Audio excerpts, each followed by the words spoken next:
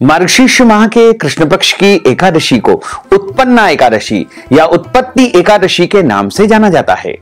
इस बार एकादशी तिथि का प्रारंभ 25 एवं 26 नवंबर 2024 की रात को 1:02 से हो जाएगा और एकादशी तिथि का समापन 26 और 27 नवंबर की सुबह 4:35 पर हो जाएगा। इस बार सभी भक्तजनों, वैष्णवजनों, माताओं बहनों को उत्पन्ना एकादशी, उत्पत्ति एकादशी का व्रत 26 नवंबर 2024 मंगलवार के दिन ही रखना चाहिए। इस दिन सुबह 4 बजे से यानी ब्रह्म मुहूर्त से व्रत का आरंभ होगा और अगले दिन यानी 27 नवंबर 2024 बुधवार की सुबह व्रत का पारणा करना चाहिए। व्रत का पारणा करने का जो दिन है, समय है, वो 27 नवंबर 2024 की सुबह 7:09 से लेकर के 9:09 तक व्रत खोल लेना चाहिए या व्रत का पारणा कर लेना चाहिए। अगले दिन कोई और व्रत हो, जैसे प्रदोष का व्रत है या अन्य कोई भी व्रत है, तो आप फल या फलाहारी वस्तु से व्रत का पारणा कर सकते हैं। भक्तजनों, माताओं बहनों, सादर जय श्री कृष्ण। हमारे YouTube चैनल में आप सभी का बहुत बहुत स्वागत है। मैं हूं आपके साथ आचार्य धर्मेंद्र शास्त्री। आज हम आप सभी को उत्पन्ना एकादशी, उत्पत्ति एकादशी की दिव्य और ज्ञानमयी कथा सुनाने जा रहे हैं। इस ज्ञानवर्धक वीडियो को अंत तक देखिएगा और देखने के बाद अधिक से अधिक लोगों को शेयर भी कर दीजिएगा। तो सबसे पहले आपको और आपके पूरे परिवार को उत्पन्ना एकादशी, उत्पत्ति एकादशी की बहुत बहुत शुभकामनाएं और बधाइयां।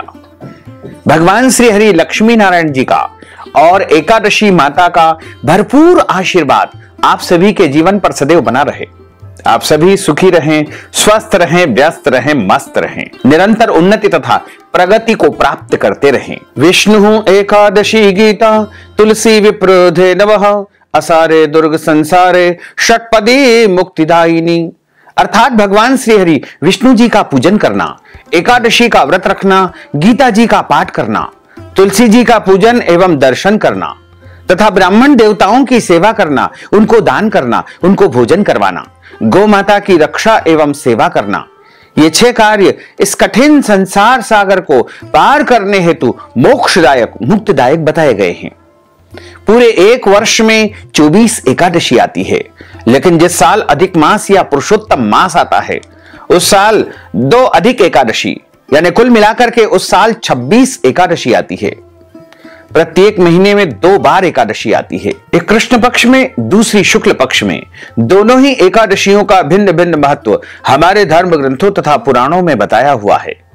एकादशी का व्रत भगवान श्री हरि लक्ष्मी नारायण जी का परम प्रिय व्रत है और एकादशी का व्रत करने से मनुष्यों के कई जन्मों के पाप जड़ से नष्ट हो जाते हैं तथा उनके पुण्यों का उदय होता है। जब प्राणी के जन्म जन्मांतर के पाप नष्ट हो जाते हैं, तभी उन्हें सांसारिक और भौतिक सुखों की प्राप्ति होती है।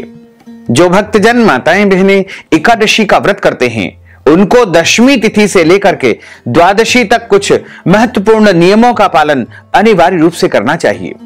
दशमी तिथि के दिन एक समय शुद्ध एवं सात्विक भोजन करें तथा इस दिन चावल, शहद, लहसुन, प्याज, मांस, मदिरा, मसूर की दाल, कटहल की सब्जी का उपयोग नहीं करना चाहिए। दशमी तिथि के दिन पराये अन्न का भोजन नहीं करना चाहिए, अर्थात दूसरे के घर का भोजन नहीं करना चाहिए और ब्रह्मचर्य व्रत का पालन करना चाहिए। एकादशी के दिन सुबह जल्दी उठ करके स्नान करके पूजा अर्चना करके एकादशी व्रत का संकल्प धारण करना चाहिए। पद्म पुराण के उत्तरखंड के अध्याय 64 में श्लोक नंबर 34 में लिखा हुआ है, एकादश्याम निराहार स्थित्वाहम परेहनि भोक्षामि पुंडरीकाक्ष शरणम में भवाच्युत। हे कमल नयन, हे वासुदेव, हे जनार्दन, हे अच्युत, मैं एकादशी के दिन निराहार रह करके दूसरे दिन ही भोजन करूंगा। वैसे तो इस पंक्ति का उच्चारण करने के बाद आपका संकल्प हो जाएगा, लेकिन आपके घर में संकल्प करने की यदि व्यवस्था है तो आप अपने घर के पूजा स्थल पर देवघर में या पूर्व दिशा की तरफ मुंह करके शुद्ध घी का दीपक प्रज्वलित करके जल का पात्र रखे और एक थाली में जौ तिल, अक्षत के स्थान पर जौ तिल रखना चाहिए और पीले पुष्प रखे, अष्टगंध, चंदन, रोली, कुमकुम रखे, तुलसी जी का पत्ता रखे, पीला पुष्प रखे, कुछ दक्षिणा रखे तथा हाथ की अंजलि को इस प्रकार रखें और हाथ में आपको सबसे पहले जल रखना है, सुपारी रखना है, कुछ पैसे रखना है, पीला पुष्प रखना है। अक्षत के स्थान पर जौ, तिल और कुछ दक्षिणा रख करके आप बोलिएगा ओम विष्णवे नमः, ओम विष्णवे नमः, ओम विष्णवे नमः। ओम तिथिर्विष्णु स्थावारो नक्षत्रम विष्णुरेव च योगश्च करणम विष्णु सर्वम विष्णुमयं जगत्। ओम विष्णुर्विष्णुर्विष्णु श्रीमद् भगवतो महापुरुषस्य विष्णोर आज्ञाः प्रवर्तमानस्य अद्य श्री ब्रह्मणोन्हि द्वितीय प्रार्धे श्री श्वेतवाराह कल्पे वैवस्वत मंत्रे अष्टाविंशतितमे कलियुगे कलि प्रथम चरणे भूर्लोके भारतवर्षे भरतखंडे जम्बूद्वीपे आर्यावर्तांतर्गत ब्रह्मवर्तेक देशे अवंतिकायां विशाला क्षेत्रे मध्य प्रदेशे भोपाल मंडलांतर्गते भोपाल नामनि नगरे सम्मत 2081 याम्यायने हेमंत ऋतौः मासा नाम मासे पुण्य पवित्र मासे मार्गशीर्ष मासैः शुभैः कृष्ण पक्षैः अद्यायः एकादश्यायां पुण्यतिथयोः भौमवासरान्वितायां मा हस्त दिवस नक्षत्रैः कन्या राशिस्ते श्री चंद्रैः वृश्चिक राशिस्ते श्री सूर्यैः वृषभ राशिस्ते श्री देवराज गुरुः शेषेषु ग्रहेषु यथा यथम राशि स्थान स्थितस्सु एवं ग्रह गुण गण विशेषण विशिष्टायाम शुभ पुण्य तिथौ। आप सभी बोलिएगा मम आत्मनः। यहां पर अपने नाम और गोत्र का आपको उच्चारण करना है। यदि आपको अपना गोत्र याद नहीं है तो आप ब्रह्म गोत्र या कश्यप गोत्र का भी यहां पर उच्चारण कर सकते हैं। श्रुति स्मृति पुराणोक्त वेदोक्त फल प्राप्त्यर्थम संकल्पित कामना संसिद्ध्यर्थम लोके सभायाम राजद्वारे व्यापारे कृषि कार्ये सेवा कार्ये यश विजय लाभादि प्राप्त्यर्थम मम इह जन्मनि जन्मांतरे वा सकल दुरितोपशमनार्थम आयु आरोग्य ऐश्वर्य अभिवृद्ध्यर्थम अप्राप्त लक्ष्मी प्राप्त्यर्थम प्राप्त लक्ष्म्योश्च चिरकाल संरक्षणार्थम सकल मन इच्छित कामना संसिद्ध्यर्थम लोके सभायाम राजद्वारे सर्वत्र यश विजय लाभादि प्राप्त्यर्थम अप्राप्त लक्ष्मी प्राप्त्यर्थम प्राप्त लक्ष्म्योश्च चिरकाल संरक्षणार्थम 10 विधि लक्ष्मी प्राप्त्यर्थम सर्वविधि लक्ष्मी प्राप्त्यर्थम प्राप्त लक्ष्म्योश्च चिरकाल संरक्षणार्थम मम इह जन्मनि जन्मांतरे वा सकल दुरितोपशमनार्थम पितृदोष निवारणार्थम सर्वदोष निवारणार्थम सर्व पाप निवृत्त्यर्थम अद्य दिवसे ही उत्पन्ना एकादश्यायाम व्रत कर्माहम करिष्ये।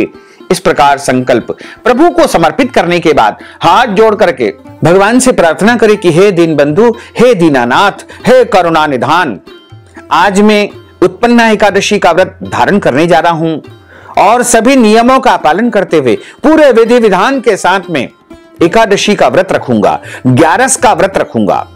यदि मेरे द्वारा जाने में अनजाने में कोई भी त्रुटि हो जाए, गलती हो जाए तो मुझे अबोध बालक जान करके आप क्षमा अवश्य ही प्रदान कर देना, क्योंकि आप तो दया के सागर है, करुणा निधान है। इसलिए आप सदैव ही भक्तों के अपराध को, उनकी गलतियों को क्षमा प्रदान कर ही देते हैं। एकादशी के दिन सूर्य भगवान को जल अर्पण करें, माता पिता को, पूज्य पुरुषों को, गुरुजनों को, ब्राह्मण देवताओं को प्रणाम करें और तुलसी जी का पूजन अर्चन करें। तुलसी जी में जल अर्पण करें, शुद्ध घी का दीपक प्रज्वलित करें। यदि शुद्ध घी उपलब्ध नहीं है तो तिल के तेल का भी आप यहां पर उपयोग कर सकते हैं। प्रतिदिन तुलसी जी में दीपक जलाना चाहिए और वहां पर जल अर्पण करना चाहिए। कई लोगों के मन में एक धारणा है कि एकादशी के दिन तुलसी जी में जल अर्पण नहीं किया जाता है। यह बिल्कुल गलत और अनर्थकारी जो है धारणा उन्होंने बनाई हुई है। इसका कोई औचित्य नहीं है। किसी भी शास्त्र में, पुराणों में ऐसा वर्णन नहीं आया है कि एकादशी के दिन तुलसी में जल नहीं चढ़ाना चाहिए। तुलसी जी को आप प्रतिदिन जल अर्पण करें। तुलसी जी तोड़ने का कई तिथियों में मना किया गया है, कई वारों में मना किया गया है। हालांकि एकादशी के दिन भी कोई ऐसा निषेध नहीं है। यदि आपके मन में कोई ऐसी धारणा है तो एक दिन पहले ही तुलसी पत्र तोड़ करके आपको रख देना चाहिए, क्योंकि तुलसी जी के बिना एकादशी का व्रत अधूरा माना जाता है। तुलसी जी के जो पत्ते हैं वो सूखे और पुराने भी आप उपयोग कर सकते हैं। तुलसी जी का चूर्ण भी आप उपयोग कर सकते हैं। एकादशी के दिन गौ माता का पूजन करें। गौ माता को संभवतः फलाहार का भोजन करवाएं। इस दिन किसी भी मनुष्य को अन्न का सेवन नहीं करना चाहिए, केवल और केवल फलाहार करना चाहिए। सर्वोत्तम फलाहार एकादशी में गाय का दूध और फल बताए गए हैं। इसके अलावा अन्य जो शुद्ध और सात्विक फलाहार होते हैं, जैसे आलू, साबूदाना, सभी प्रकार के फल और कई प्रकार की जो सब्जियां हैं वो फलाहार की श्रेणी में मानी गई है। उनका आप उपयोग फलाहार के रूप में कर सकते हैं। एकादशी के दिन हल्दी खाने में उपयोग नहीं करना चाहिए। पूजा पाठ में आप उपयोग कर सकते हैं, उसका कोई दोष नहीं लगेगा। साथ ही चावल का उपयोग एकादशी के दिन नहीं किया जाता है। झूठ न बोले, क्रोध न करे, लड़ाई झगड़ा एवं वाद विवाद बिल्कुल नहीं करना चाहिए। ब्रह्मचर्य व्रत का पालन करना चाहिए। एकादशी के दिन दाढ़ी कटिंग या शेविंग नहीं करवाएं। नाखून न काटे। शरीर के अंग के कोई भी बाल काटना या कटवाना एकादशी के दिन वर्जित माना गया है। इस दिन किसी का भी अपमान या अनादर बिल्कुल न करें। एकादशी के दिन में सोना नहीं चाहिए। यदि अल्प विश्राम करते हैं तो कोई दोष नहीं लगेगा। रात के समय जितना जागरण आपसे संभव हो सके, जितना बन सके उतना जागरण करके भगवान का भजन तथा कीर्तन करें। और यह एकादशी सबसे बड़ी एकादशी मानी गई है, क्योंकि इस दिन एकादशी माता का जन्म हुआ है। इसलिए इस दिन भगवान का विधि विधान से पूजन अर्चन करना चाहिए। एक चौकी बिछा करके उसके ऊपर पीला कपड़ा बिछाएं और उनके सीधे हाथ की तरफ चावल या गेहूं, चूंकि चावल का उपयोग एकादशी में प्राय नहीं करते हैं, इसलिए आप गेहूं रख करके उस पे तांबे का लोटा या मिट्टी का कलश रख करके, आम के पत्ते, नारियल रख करके उस पे रक्षा सूत्र या मोली बांध करके कलश की स्थापना करें। मध्य भाग में गौरी गणेश का स्थापन करके उनका पूजन अर्चन करें। एकादशी माता का पूजन अर्चन करें और भगवान लक्ष्मी नारायण का पूजन अर्चन इस दिन करना चाहिए। तथा पूजन अर्चन करने के बाद इस दिन भगवान को फलाहारी वस्तु का ही भोग अर्पण करना चाहिए। और एकादशी माता की आरती का गायन भी यदि संभव हो तो करें और भगवान की आरती उतारे। तथा एकादशी का पूजन अर्चन करने के बाद में ब्राह्मण देवता के मुखारविंद से ही कथा का श्रवण करना चाहिए, क्योंकि जब आप ब्राह्मण देवता के मुख से कथा सुनते हो तो आपको भगवान नारायण के श्री मुखारविंद से कथा सुनने का पुण्य फल प्राप्त होगा, क्योंकि ब्रह्म वाक्य जनार्दना। और कथा सुनने के बाद ब्राह्मण देवता को अपनी श्रद्धा, भक्ति और हैसियत के अनुसार दक्षिणा अवश्य प्रदान करना चाहिए। अधिकस्य अधिकम फलम। ब्राह्मण देवता को जितना आप अधिक धन प्रदान करेंगे, दक्षिणा प्रदान करेंगे, उतना ही आपको पुण्य फल अधिक प्राप्त होगा। और शुभ मुहूर्त में एकादशी के अगले दिन ही व्रत का पारणा करना चाहिए। इस बार उत्पन्ना एकादशी, उत्पत्ति एकादशी का व्रत 26 नवंबर 2024 मंगलवार को है और दशमी तिथि के सभी नियमों का पालन 25 नवंबर 2024 सोमवार को करना है। और इस व्रत का पारणा यानी व्रत खोलने का जो दिन रहेगा, समय रहेगा, वो 27 नवंबर 2024 की सुबह 7:09 से लेकर के 9:09 तक व्रत खोल लेना चाहिए या व्रत का पारणा कर लेना चाहिए। एकादशी के दिन सुबह स्नान करने के बाद व्रत का संकल्प ले। इसके बाद भगवान श्री हरि विष्णु जी की पूजा प्रारंभ करें। भगवान विष्णु जी को साक्षी मान करके केले के वृक्ष की आप पूजा कर सकते हैं। भगवान विष्णु जी की पूजा करते हुए उन्हें पीले फल, पीले फूल, तुलसी पत्र और पंचामृत समर्पित करना चाहिए। श्री विष्णु सहस्त्रनाम का पाठ करे, गोपाल सहस्त्रनाम का पाठ करे और विधि विधान से जो मनुष्य इस दिन पूजा अर्चना करके कथा का श्रवण करता है उसके समस्त पाप नष्ट हो जाते हैं। और इस दिन उत्पन्ना एकादशी है और एकादशी माता का जन्म हुआ है, इसलिए इस दिन मां एकादशी की पूजा करना अत्यंत शुभ माना जाता है। इसके साथ ही जो कोई इस दिन देवी एकादशी की पूजा अर्चना करते हैं उनके कई जन्मों के, करोड़ों जन्मों के पाप नष्ट हो जाते हैं और जो मनुष्य व्रत रखते हैं, कथा का श्रवण करते हैं, उनको मोक्ष फल की प्राप्ति होती है। इस दिन जो मनुष्य दान पुण्य करते हैं, उनको 1000 गौदान करने का पुण्य फल अवश्य ही प्राप्त होता है। जो भक्तजन माताएं बहनें एकादशी का व्रत करते हैं, उनको अपने जीवन काल में कम से कम एक बार एकादशी व्रत का उद्यापन अवश्य करना चाहिए, क्योंकि जब हम एकादशी का उद्यापन करते हैं तो हमारा जो पुण्य फल होता है उसमें वृद्धि होती है और हम अपने द्वारा किए गए व्रत को प्रभु को समर्पित कर देते हैं। उद्यापन का मतलब होता है एकादशी व्रत को प्रभु को समर्पण कर देना। तो यदि आप चाहें तो अपने घर में उद्यापन कर सकते हैं या करवा सकते हैं। आश्रम में, देवालय में, शिवालय में, मंदिर में, तीर्थ क्षेत्र में एकादशी व्रत का उद्यापन आप कर सकते हैं या करवा सकते हैं। यदि आप चाहें तो हमारे माध्यम से भी आप संपर्क करके और एकादशी व्रत का उद्यापन संपन्न करवा सकते हैं। इस हेतु हमारे दिए गए मोबाइल नंबर पर आप संपर्क करें या व्हाट्सएप के माध्यम से हमें संपर्क करें, तो आपके नाम गोत्र के माध्यम से आपके लिए हम एकादशी व्रत का उद्यापन अवश्य ही संपन्न कर देंगे। बोलिए श्री लक्ष्मी नारायण भगवान की जय, श्री वृंदावन बिहारी लाल की जय। गुरुर् ब्रह्मा गुरुर्विष्णु गुरुर्देवो महेश्वरा, गुरुः साक्षात् परब्रह्म तस्मै श्री गुरुवे नमः। कृष्णाय वासुदेवाय हरये परमात्मने प्रणतः क्लेशनाशाय गोविंदाय नमो नमः। वसुदेव सुतं देवं कंस चाणूरमर्दनं देवकी परमानंदं कृष्णं वंदे जगद्गुरुं। सच्चिदानंद रूपाय विश्वोत्पत्त्यादि हेतवे तापत्रय विनाशाय श्री कृष्णाय वयं नुमः। यं प्रव्रजन्तमनुपेतमपेकृत्यं द्वैपायनो विरह कातर आजुहाव पुत्रेति तन्मयतया तरवोभिनदोस्तं सर्वभूत हृदयं मुनिमानतोऽस्मि। बर्हापीडं नटवरवपुः कर्णयोः कर्णिकारं बिभ्रद्वास कनककपीशं वैजयन्तीं च मालां। रन्ध्रान् वेणोर्धरसुधया पूरयन् गोपवृन्दैः बृन्दारण्यं सपदरमणं प्राविशत गीतकीर्तिः। जय जय श्री राधा रमण, जय जय नवल किशोर, जय गोपी चित चोर प्रभु, जय जय माखन चोर। मात मेरी श्री राधिका, पिता मेरे घनश्याम, इन दोनों के चरणन में मेरा बारंबार प्रणाम, मेरा बारंबार प्रणाम, मेरा बारंबार प्रणाम।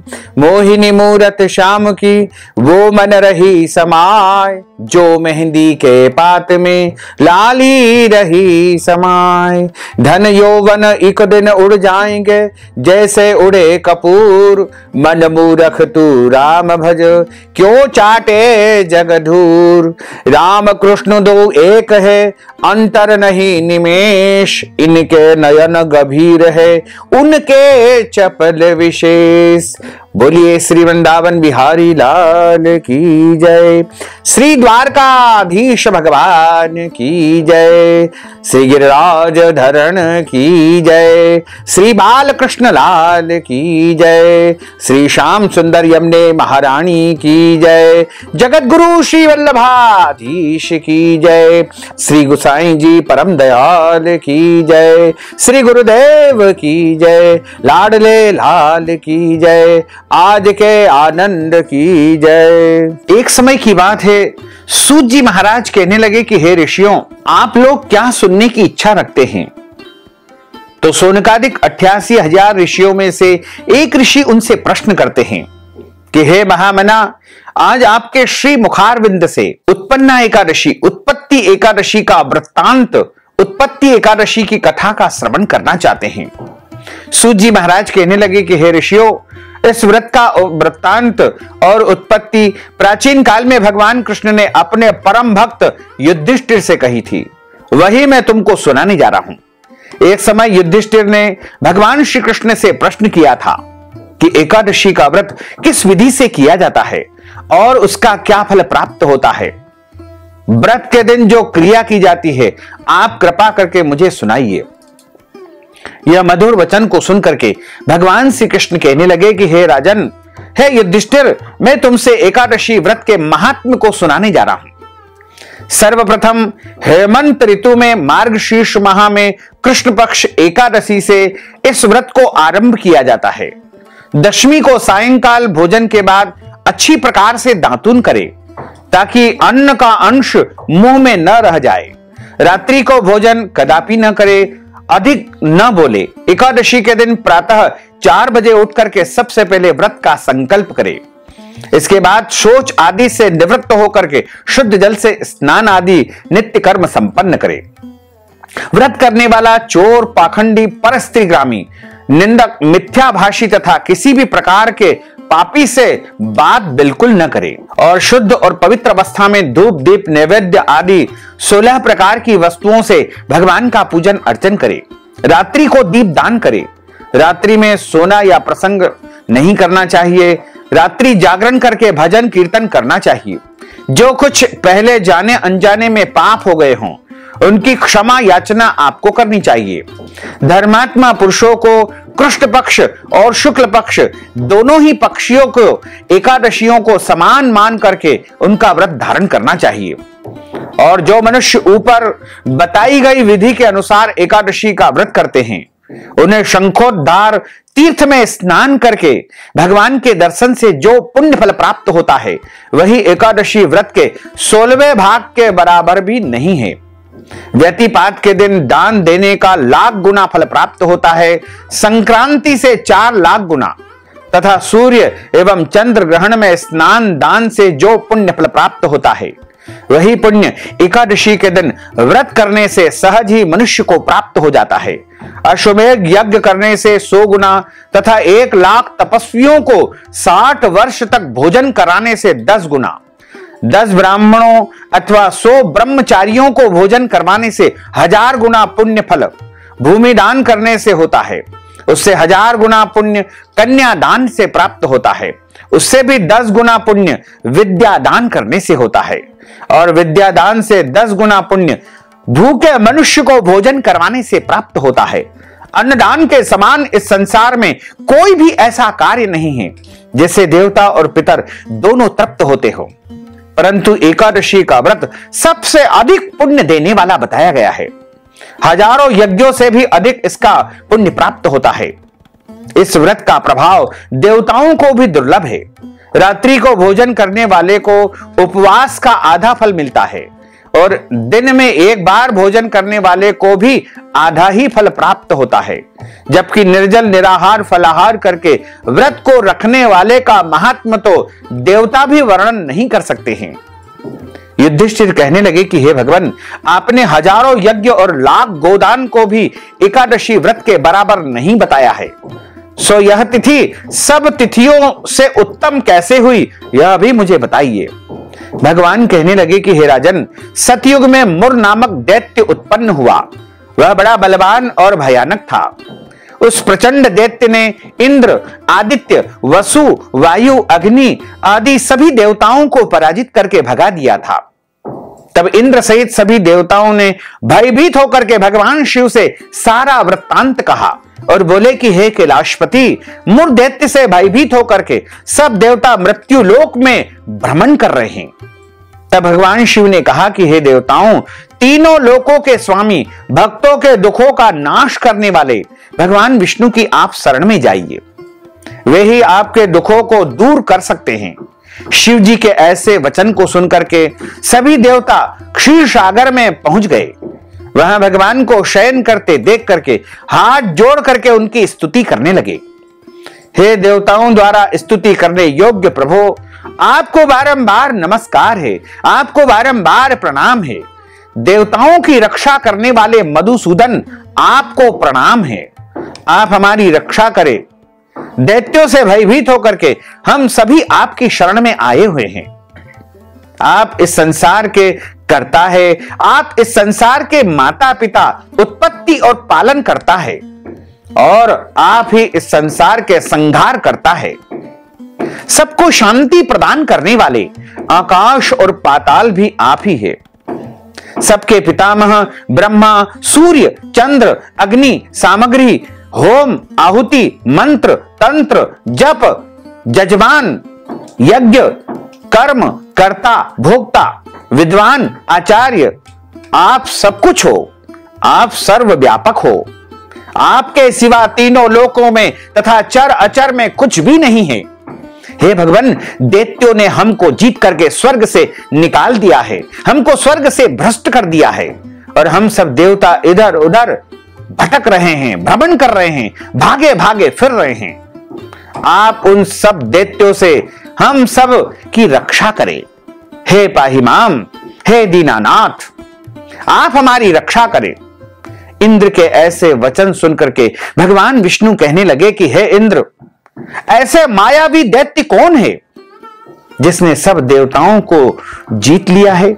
उसका क्या नाम है? उसमें कितना बल है और किसके आश्रय में वह है? वह कहां पर रहता है? यह सब मुझे बताइए। भगवान के ऐसे वचन को सुनकर के इंद्र बोले कि भगवान, प्राचीन समय में एक नाड़ी जंग नामक राक्षस था। उसका महापराक्रमी और लोक विख्यात मुर नामक एक पुत्र उत्पन्न हुआ।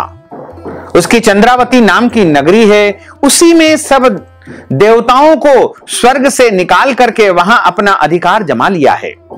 उसने इंद्र, अग्नि, वरुण, यम, वायु, ईश, चंद्रमा, नैरत आदि सबके स्थान पर अपना अधिकार जमा लिया है। सूर्य बनकर स्वयं ही प्रकाश करता है, स्वयं ही मेघ बनकर के बैठा हुआ है और सबसे अजय है। हे असुर निकंदन, उस दुष्ट को मार करके देवताओं को अजय बनाइए। यह वचन सुनकर के भगवान ने कहा कि हे देवताओं, मैं शीघ्र ही उसका संहार करूंगा। तुम चंद्रावती नगरी जाओ। और इस प्रकार कह करके भगवान सहित सभी देवताओं ने चंद्रावती नगरी की ओर प्रस्थान किया। उस समय दैत्य मुर सेना सहित युद्ध भूमि में गरज रहा था। उसकी भयानक गर्जना को सुनकर के सभी देवता भय के मारे चारों दिशाओं में भागने लगे। जब स्वयं भगवान रणभूमि में आए तो दैत्य उन पर भी अस्त्र शस्त्र आयुध लेकर के दौड़ पड़े। भगवान ने उन्हें सर्प के समान अपने बाणों से बीन डाला।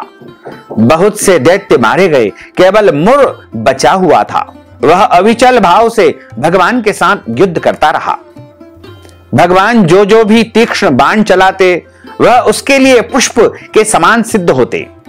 उसका शरीर छिन्न भिन्न हो गया, किंतु वह लगातार युद्ध करता रहा।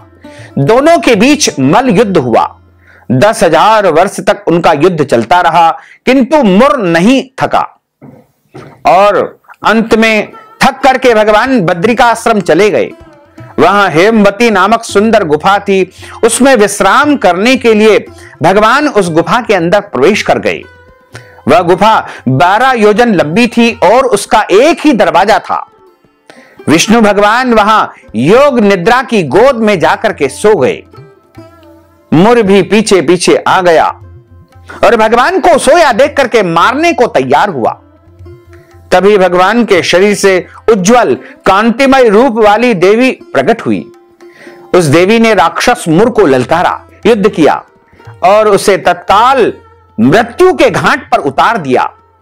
श्रीहरि जब योग निद्रा की गोद से उठे तो सब बातों का वर्णन जाना और कहा कि देवी, तुम्हारा नाम एकादशी होगा, क्योंकि तुम्हारा प्रागट्य एकादशी तिथि के दिन ही हुआ है। अतः आप उत्पन्ना एकादशी के नाम से पूजित होगी। आपके भक्त वही होंगे जो मेरे भक्त है। और इस संसार में जो कोई भी आपके इस एकादशी का व्रत करेगा उसको सभी प्रकार के पुण्य फल की प्राप्ति हो जाएगी और उसके करोड़ों जन्मों के पाप जल करके भस्म हो जाएंगे। तथा जितने भी प्रकार के संसार में व्रत होंगे उनमें सबसे बड़ा व्रत एकादशी व्रत के नाम से विख्यात होगा। और उस दिन जो कोई भी भक्त व्रत रख करके, भगवान कहते हैं कि मेरी पूजा करेगा, अर्चना करेगा, भजन करेगा, कीर्तन करेगा, दान करेगा, पुण्य करेगा, उन्हें सभी प्रकार के पुण्य में प्रदान करूंगा और उनके जीवन में सुख शांति वैभव की प्राप्ति होगी। बोलिए श्री लक्ष्मी नारायण भगवान की जय। अच्युतम केशवम राम नारायणम कृष्ण दामोदरम वासुदेवम हरे श्रीधरम माधवम गोपिका वल्लभम श्री जानकी नायकम श्री रामचंद्रम भजे जानकी मनोहरम सर्वलोक नायकम श्री शंकरादि सेवितम पुण्य नाम कीर्तनम श्री राम राम राम राम राम नाम तायकम राम कृष्ण वासुदेवा भक्ति मुक्तिदायकम राम कृष्ण वासुदेवा भक्ति मुक्तिदायकम हरे राम राम राम हरे हरे हरे कृष्ण कृष्ण कृष्ण हरे हरे श्री कृष्ण गोविंद हरे मुरारे हे नाथ नारायण वासुदेवा हे नाथ नारायण वासुदेवा हे नाथ नारायण वासुदेवा हे नाथ नारायण वासुदेवा। बोलिए श्री लक्ष्मी नारायण भगवान की जय। श्री वृंदावन बिहारी लाल की जय। गोपाल कृष्ण भगवान की जय। अब हम सभी मिलकर के प्रभु की आरती का गायन करेंगे। ओम जय जगदीश हरे स्वामी जय जगदीश हरे भक्त जनों के संकट दास जनों के संकट क्षण में दूर करे। ओम जय जगदीश हरे जो ध्यावे फल पावे दुख बिन से मन का स्वामी दुख बिन से मन का सुख संपत्ति घर आवे सुख संपत्ति घर आवे कष्ट मिटे तन का। ओम जय जगदीश हरे मात पिता तुम मेरे शरण गहूं मैं किसकी स्वामी शरण गहूं मैं किसकी तुम बिना और न दूजा प्रभु बिना और न दूजा आस करूं मैं किसकी। ओम जय जगदीश हरे तुम पूर्ण परमात्मा तुम अंतरयामी स्वामी तुम अंतरयामी पार ब्रह्म परमेश्वर पार ब्रह्म परमेश्वर तुम सबके स्वामी। ओम जय जगदीश हरे तुम करुणा के सागर तुम पालन करता स्वामी तुम पालन करता मैं सेवक तुम स्वामी मैं सेवक तुम स्वामी कृपा करो भरता। ओम जय जगदीश हरे तुम हो एक अगोचर सबके प्राणपति स्वामी सबके प्राणपति किस विध मिलहूं दयामय किस विध मिलहूं दयामय तुमको मैं सुमति। ओम जय जगदीश हरे दीन बंधु दुख हरता तुम ठाकुर मेरे स्वामी तुम रक्षक मेरे अपने हाथ उठाओ अपनी शरण लगाओ द्वार पड़ा तेरे। ओम जय जगदीश हरे विषय विकार मिटाओ पाप हरो देवा स्वामी पाप हरो देवा श्रद्धा भक्ति बढ़ाओ श्रद्धा प्रेम बढ़ाओ संतन की सेवा। ओम जय जगदीश हरे तन मन धन सब कुछ है तेरा स्वामी सब कुछ है तेरा तेरा तुझको अर्पण प्रभु जी को अर्पण क्या लागे मेरा। ओम जय जगदीश हरे पूर्ण ब्रह्म की आरती जो कोई नर गावे स्वामी जो कोई नर गावे कहत शिवानंद स्वामी जपत हर हर स्वामी मन वांछित फल पावे। ओम जय जगदीश हरे जय जगदीश हरे स्वामी जय जगदीश हरे प्रभु जय जगदीश हरे मोहन जय जगदीश हरे भक्त जनों के संकट दास जनों के संकट बंसी वाला दूर करे। ओम जय जगदीश हरे कर्पूर गौरम करुणावतारम संसार सारम भुजगेन्द्रहारम सदा वसंतम हृदयारविंदे भवम भवानी सहितम नमामि मंदार मालांकुलितालकाये कपाल मालांकित शेखराये दिव्यांबराये च दिगंबराये नमः शिवाये च नमः शिवाये। आरार्तिक्यं समर्पयामि नमो नमः। अथ मंत्र पुष्पांजलिः।